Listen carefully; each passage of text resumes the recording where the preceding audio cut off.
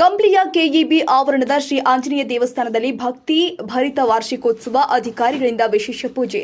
ಕಂಪ್ಲಿ ಪಟ್ಟಣದ ಜೆಸ್ಕಾಂ ಕಚೇರಿ ಆವರಣದಲ್ಲಿ ಇರುವ ಶ್ರೀ ಆಂಜನೇಯ ಸ್ವಾಮಿ ದೇವಸ್ಥಾನದ 15ನೇ ವರ್ಷದ ವಾರ್ಷಿಕೋತ್ಸವ ಇಂದು ಭಕ್ತಿಪೂರ್ವಕವಾಗಿ ಜರುಗಿದೆ.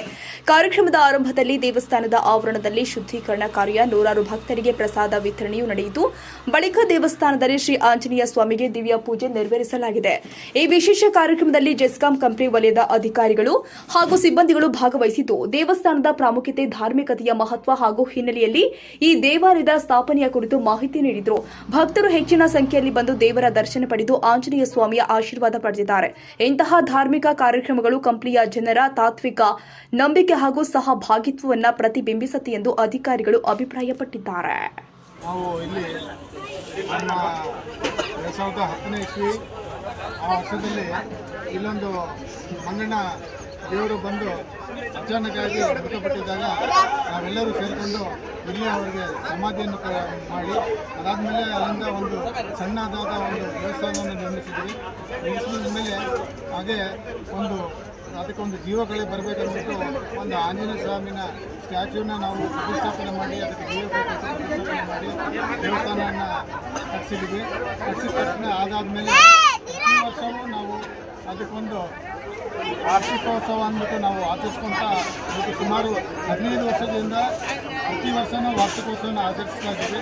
ಯಾಕಂದರೆ ನಮಗೆಲ್ಲರಿಗೂ ಆಂಜನೇಯನ ಕೃಪೆ, ಅವರ ಆಶೀರ್ವಾದದಿಂದ ನಮ್ಗೆ ಯಾವುದೇ ಅನಾಹುತ ಆಗಬಾರ್ದು ಅಂದ್ಬಿಟ್ಟು ಅದೇ ಥರ ನಾವು ಪೂಜೆ ಪುನಸ್ಕಾರಗಳನ್ನು ಮಾಡ್ಕೊಂಡು ಬರ್ತಾ ಇದ್ದೀವಿ. ಅವರ ಆಶೀರ್ವಾದದಿಂದ ನಮ್ಮ ಎಲ್ಲ ನೌಕರ ಬಾಂಧವರಿಗೆ ಯಾವುದೇ ರೀತಿಯಿಂದ ತೊಂದರೆ ಆಗಿರಲ್ಲ. ಅದೇ ಥರ ನಾವು ಪ್ರತಿ ವರ್ಷವೂ ಇದೇ ಥರ ನಾವು ಎಲ್ಲ ವಾರ್ಷಿಕೋತ್ಸವ ನಡೆಸ್ಕೊಂಡು ಹೋಗ್ತೀವಿ. ಅವರ ಆಶೀರ್ವಾದ ನಮಗೆ ಸದಾ ಇರಲಿ ಅಂದ್ಬಿಟ್ಟು ದೇವರಲ್ಲಿ ಪ್ರಾರ್ಥಿಸುತ್ತಾ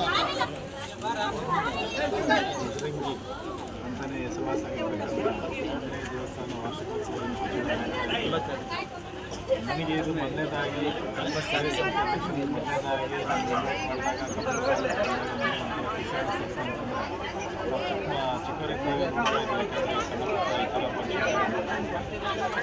ನಮ್ಮ ಭಾಗದಲ್ಲಿ ಈಗೇನು ಇನ್ಸಿಡೆಂಟ್ ಹೇಳಿದ್ರು, ಈ ಥರ ಇದಾದಾಗ ಅದರಲ್ಲಿ ಮಾಡಿ ವರ್ಷ ಆ ಥರ ಆಚರಣೆಗಳು ಮಾಡ್ಕೊಂಡು ಬಂದಾಗ ಎಲ್ಲರಿಗೂ ಒಳಿತನ್ನ ಕಾಣಿಸ್ಲಿ ಅಂತೇಳಿ ನಾನು ಮೊದಲನೇದಾಗಿ ಆನ್ಲೈನಲ್ಲಿ ಪ್ರಾರ್ಥನೆ ಮಾಡ್ತೀನಿ. ಯಾಕಂದರೆ 5/5/2025 ಈ ವರ್ಷ ಈಗ ನಾವು ಆಂಜನೇಯ ದೇವಸ್ಥಾನವನ್ನು 15 ವರ್ಷ, ಸುಮಾರು 15 ವರ್ಷ ಆಯಿತು.